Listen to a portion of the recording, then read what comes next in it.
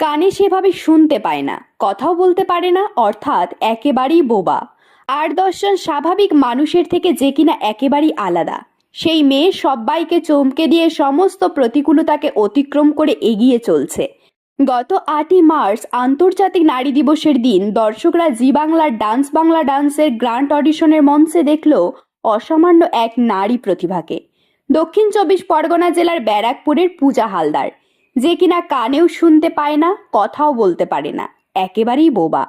এই পূজা হালদার বাংলা ডান্সের গ্র্যান্ড অডিশনের মঞ্চে সবাইকে অবাক করে দমদার পারফরমেন্স উপহার দিয়ে জায়গা করে নিয়েছে এবারের বাংলা ডান্সের টপ ১৫-তে।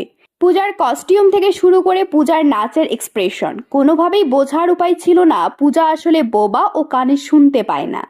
পূজার পারফরমেন্স শেষে উঠে আসে আসল সত্যটা।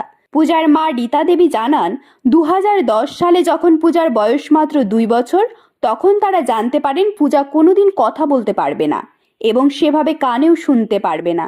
এটা শুনে তারা ভীষণভাবে ভেঙে পড়েছিলেন। সেই সময় যেন নতুন জীবনের শুরু হয়েছিল রীতা দেবীর।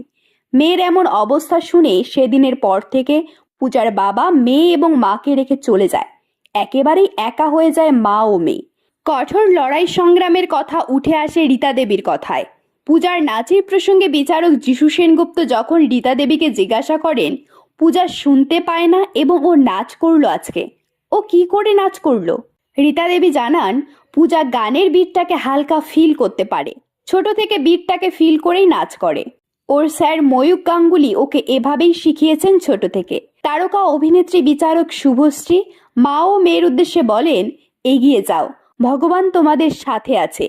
আমরা যারা সুস্থ স্বাভাবিক থাকার পরেও দিনের পর দিন শুধু অজুহাত খাড়া করি, তাদের চোখে রীতিমতো আঙুল দিয়ে রীতা দেবী ও পূজার মতো নারী শক্তিরা বারবার বুঝিয়ে দেয়, চেষ্টা, সংকল্প, ইচ্ছে শক্তি থাকলে কোনো প্রতিবন্ধকতাই জীবনে বাধা হয়ে দাঁড়াতে পারে না।